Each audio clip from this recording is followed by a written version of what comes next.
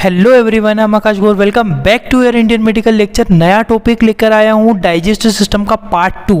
ठीक है, digestive system part 1 में आपको क्लियर कर चुका था। डाइजेस्टिव सिस्टम क्या होता है, इंट्रोडक्शन क्या होता है, ये सारी चीज़ें मैं ऑलरेडी काटना है मुझे यहाँ से।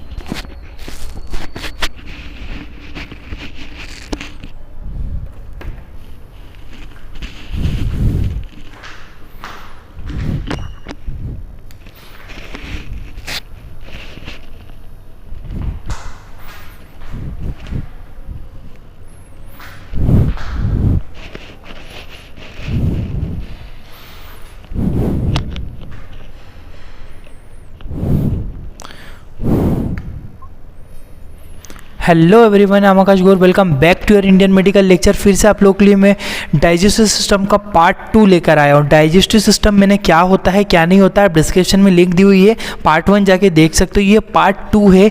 इसमें मैंने आपको ईसोफेगस तक आके छोड़ दिया था। ईसोफेगस के आगे जो स्टमक स्टार्ट होता है वहाँ से मैं स्टार्ट करूँगा। हिंदी प्लस इंग्लिश दोनों लैंग्वेजेस में मैं आपको नोट्स देने वाला हूँ। यार फिर से बोल रहा हूँ, पार्ट 2 है ये वाला। पार्ट 1 जाकर आप जरूर देखो, डिस्क्रिप्शन में मैंने लिंक डाली हुई है, वहाँ से आप पार्ट 1 देख सकते हो। तो स्टार्ट करते स्टमक। अमाशय जिसे हिंदी में बोलते, होता क्या है देखिए, इजी समझाऊंगा, दोनों लैंग्वेजेस में समझाऊंगा। Stomach is a J shaped organ which is upper part is connect with oesophagus and lower part is connect with small intestine. Simple सी एक चीज बोली हुई है यहाँ पे। अमाशय जे आकृति का अंग होता है, उसका ऊपरी भाग ईसोफेगस से जुड़ा हुआ रहता है, नीचे वाला हिस्सा छोटी आंत से जुड़ा हुआ रहता है। डायग्राम अब देखो यहाँ पे, ये आपका स्टमक है। ठीक है, स्टमक का ये रहा ऊपरी हिस्सा और ये रहा नीचे वाला हिस्सा। क्लियर है, ये ऊपरी हिस्सा है स्टमक का, ये नीचे वाला है। ऊपर वाला हमारे ईसोफेगस से कनेक्टेड है। क्लियर है, ईसोफेगस से अपर पार्ट कनेक्ट होता है, यहाँ से जाके आपका स्टमक ऐड होता है, और जो लोअर पार्ट रहता है वो हमारी इंटेस्टाइन से कनेक्टेड रहता है। ठीक है, तो जो यही लिखा हुआ है अमाशय जे शेप का। जे शेप मतलब होता है जे आकृति का, ऐसा होता है। डायग्राम देख सकते हो, जे शेप का दिखाई दे रहा है। ऊपरी भाग किससे कनेक्टेड है, ईसोफेगस से। नीचे वाला भाग किससे कनेक्टेड है, इंटेस्टाइन से। कौन से इंटेस्टाइन से, स्मॉल इंटेस्टाइन से कनेक्टेड होता है।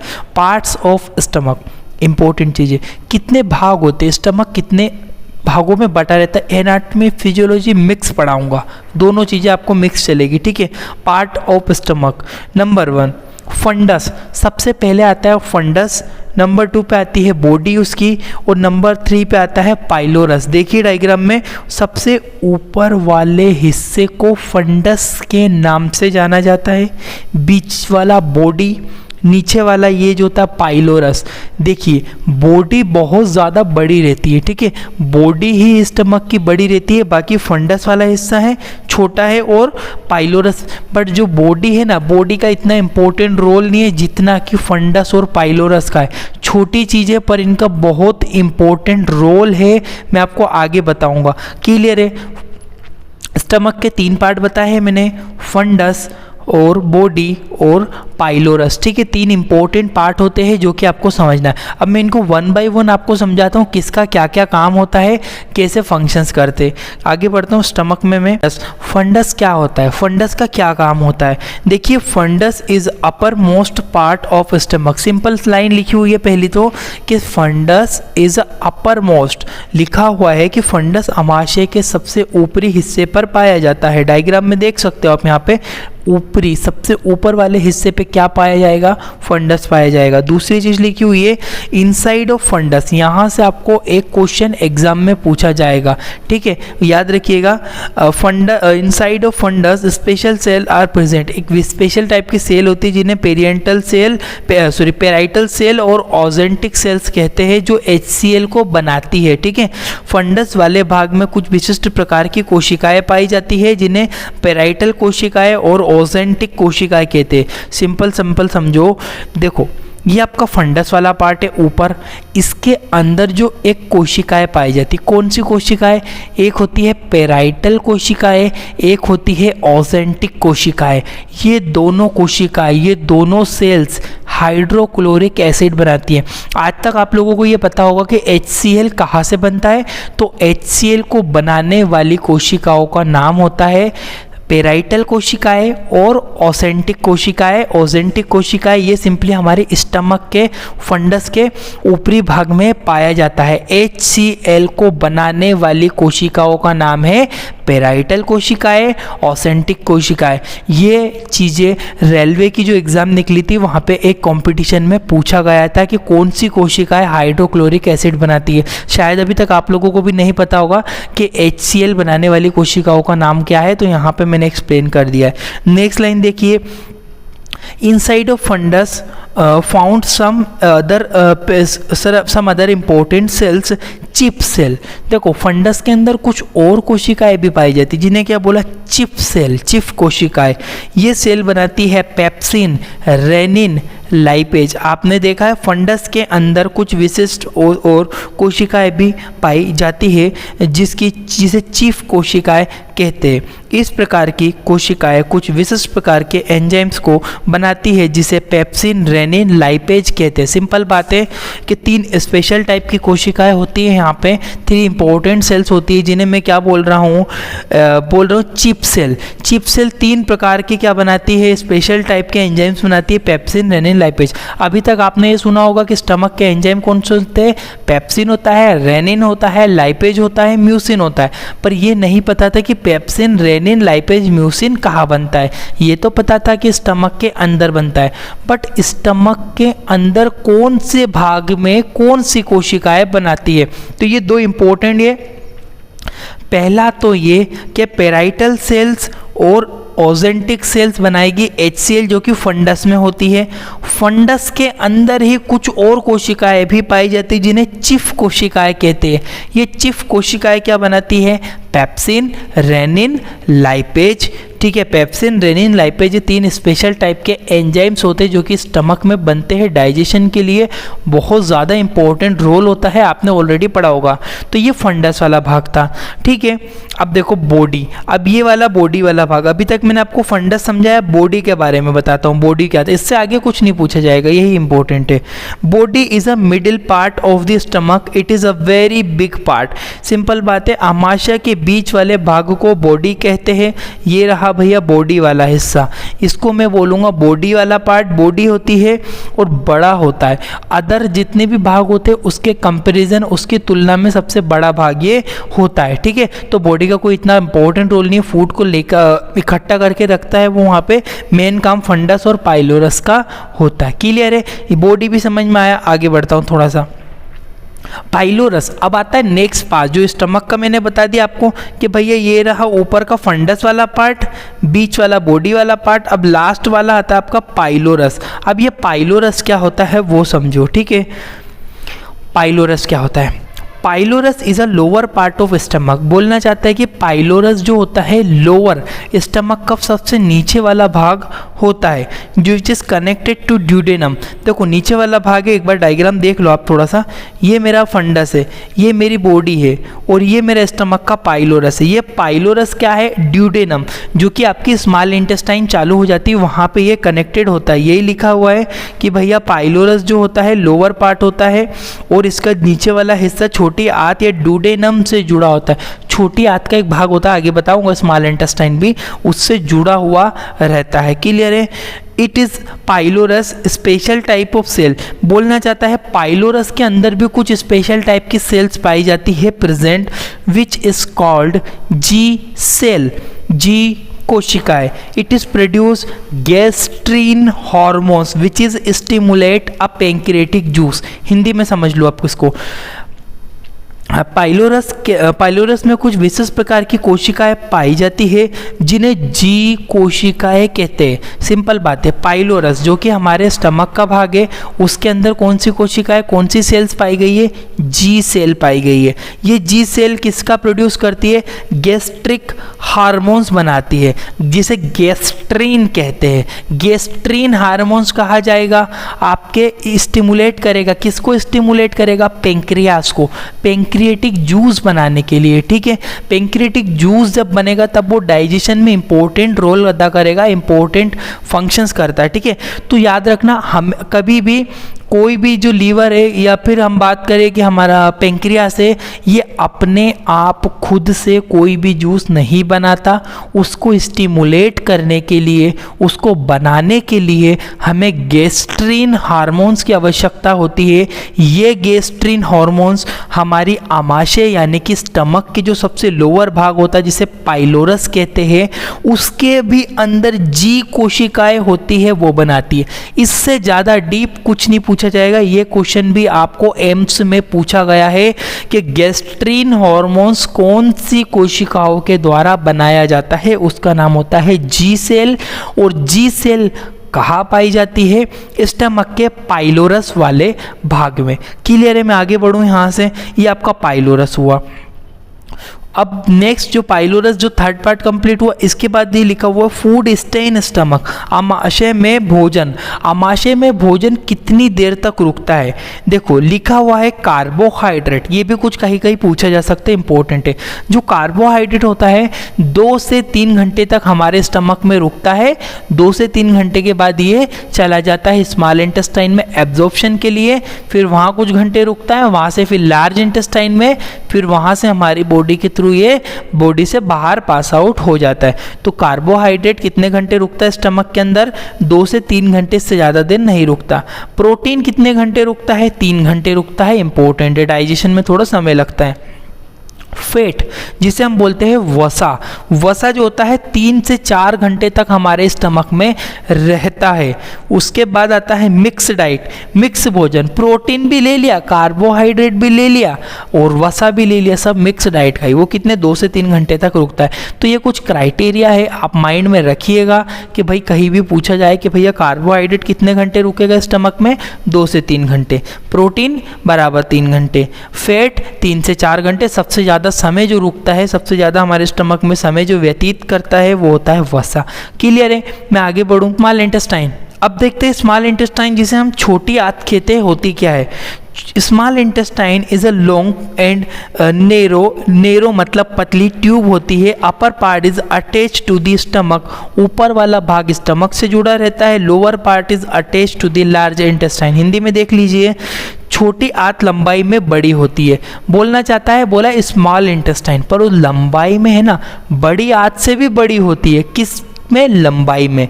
ठीक है, लंबाई में बड़ी आंत से बड़ी होती है। इसका ऊपरी भाग आमाशय से जुड़ा रहता है। ऊपर वाला हिस्सा डायग्राम में आप देख लो, ये रही आपकी स्मॉल, बीच वाली जो होती है स्मॉल इंटेस्टाइन, आसपास वाली लार्ज इंटेस्टाइन। ये वाला भाग कहीं से जुड़ा है, डायग्राम में देखो आप लोग, यहाँ पे सिंपल जुड़ा हुआ है स्टमक से। ऊपर वाला भाग ये यहाँ से जाके कनेक्टेड हो रहा है आपका लार्ज इंटेस्टाइन में। तो ऊपर वाला भाग स्टमक से जुड़ा होता है, नीचे वाला भाग लार्ज इंटेस्टाइन से जुड़ा हुआ रहता है। Its length about 6 to 7 metre long, लंबाई जो होती है ना आपकी स्मॉल इंटेस्टाइन की 6 से 7 मीटर लंबी होती है वो। ठीक है, छोटी आंत की लंबाई लगभग 6 से 7 मीटर होती है। ये क्वेश्चन भी आपको कहीं ना कहीं कंपटीशन एग्जाम में पूछा जा सकता है। याद रखिएगा कि छोटी आंत की जो लंबाई होती है 6 से 7 मीटर तक हो सकती है। Mostly digested food are absorb by small intestine, लिखा हुआ है ज़्यादातर पचा हुआ भोजन आंत के द्वारा ही अवशोषित किया जाता है। मोस्टली फूड, जितना भी हम खाना खाते हैं स्टमक में जाता है।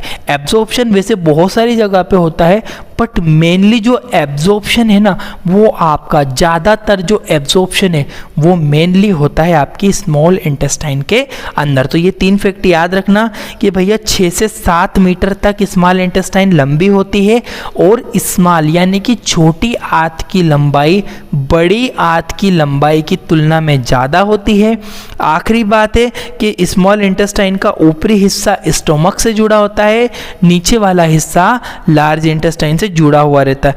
अब देखो, inside of intestine present, small intestine के अंदर क्या होता है, स्मॉल इंटेस्टाइन के अंदर small intestine present special type of finger like structure which is called microvilli. It help to absorption of food. छोटी आंत के अंदर उंगलियों के समान कुछ संरचनाएं पाई जाती है। छोटी आंत के अंदर कुछ उंगलियों के समान संरचनाएं पाई जाती है जिन्हें माइक्रोविलाई कहते हैं। इनका मुख्य कार्य भोजन को अवशोषण करना होता है। आपने ऑलरेडी 12th में 12वीं क्लास में पढ़ा होगा, विलाई का सचित्र वर्णन करो। Villi, microvilli. माइक्रोविलाई जो कहाँ पे सिचुएटेड होती है, आपकी जो स्मॉल इंटेस्टाइन है, ये देखो, ये स्मॉल इंटेस्टाइन के अंदर ये धागे जैसा, ये पतले पतले फिंगर, ऐसे रोम रोम जैसे स्ट्रक्चर है। जूम करके देखोगे तो कुछ इस तरह से दिखाई देता है, ठीक है। ये होती है माइक्रोविलाई। इसका क्या काम होता है, जितना भी खाना खाओगे ना, सारा एब्जॉर्प्शन ऐसे सिरिंज जैसी होती है, खींच लेगी, पतले एब्जॉर्ब कर लेगी, ठीक है। इंपॉर्टेंट विटामिन वगैरह सारी चीज़ों को ये एब्जॉर्प्शन का काम करती है। क्लियर, ये चीज़ समझ में आई आपको कि भैया स्मॉल इंटेस्टाइन के अंदर माइक्रोविलाई पाई जाती है। माइक्रोविलाई का मुख्यतः कार्य होता है भोजन का अवशोषण करना। क्लियर है। नेक्स्ट देखिए, parts of small intestine. Small intestine के भी कई पार्ट होते हैं। ड्यूडेनम, सबसे पहला भाग होता है ड्यूडेनम, दूसरा भाग होता है जिजेनम और तीसरा भाग होता है इलियम, ठीक है। 3 इंपॉर्टेंट भाग है, ड्यूडेनम, जिजेनम और इलियम। इन तीनों को हम एक एक करके डिटेल से समझते हैं। सबसे पहला भाग आता है इसका ड्यूडेनम। ड्यूडेनम क्या होता है, ड्यूडेनम देखो, it is a C shaped structure which is 20 to 25 centimetre long. बोल रहा है कि सी शेप का ऑर्गन होता है, 20 से 25 सेंटीमीटर लॉन्ग होता है। 20 से 25 सेंटीमीटर इसकी लंबाई होती है, किसकी, ड्यूडेनम की, ठीक है। ड्यूडेनम शी आकृति की संरचना होती है। इसकी लंबाई लगभग 20 से 25 सेंटीमीटर लंबी होती है, सी शेप का होता है, ठीक है। दूसरी चीज़ आप इसमें देखो, this part is surrounded by pancreas head. बोलना चाहता है कि यह पेंक्रियाटिक ग्रंथि के चारों तरफ मुड़ा हुआ रहता है, ठीक है। ये देखो, ये जो पेंक्रियाटिक ग्लैंड है ना आपकी, यहाँ पे आपको दिखाई दे रही है, यहाँ पे ये थोड़ा से कर्व शेप में होता है, जैसे ये पेंक्रियास से ऐसे मुड़ा, ऐसे सी आकृति का होता है, ठीक है। यहाँ पे कुछ गलतियाँ है, आप देख लीजिए। यहाँ पे मैंने ठीक से मुड़ा हुआ ठीक से लिखा नहीं पाया, क्योंकि यार किसी ने मुझे कमेंट भी करा था कि आप सर आप ठीक नहीं लिखते हो, स्पेलिंग मिस्टेक होती है। यार देखो, मैं भी इंसान हूँ, मैं भी आप लोगों की तरह सीख रहा हूँ चीज़ों को, ठीक है। पहले मैं सीखता हूँ, फिर आपको सिखाता हूँ। मुझ में और आप में कोई अंतर नहीं है, आप भी चीज़ों को सीख रहे हो यहाँ पे। तो यार मुझे क्या समय मिलता नहीं है, बहुत सारी चीज़ें मुझे टाइप करनी पड़ती है, उसके बाद में यहाँ पे चीज़ों को पेस्ट कर पाता हूँ।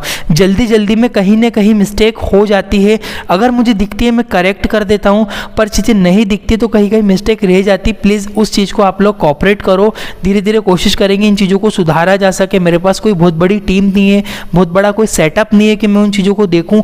मैं खुद से नोट्स बनाता हूँ, आप लोगों के लिए मेहनत करता हूँ, मैं भी सीख रहा हूँ, आप भी सीख रहे हो। इसलिए मेरी गलती को प्लीज़ आप मुझे एक बार बताया जरूर करो, पर प्लीज़ कोऑपरेट करो मेरे साथ, ठीक है। आगे बढ़ता हूँ इसमें। इट टेक देखो ये काइम, ठीक है। काइम, जब पचा हुआ भोजन हमारे स्टमक से इंटेस्टाइन में जाता है तो उसे काइम कहते हैं। Form the stomach and mix with ये जो था पेंक्रेटिक जो जूस होता है उसके साथ, पेंक्रेटिक जूस के साथ मिक्स कर देता है।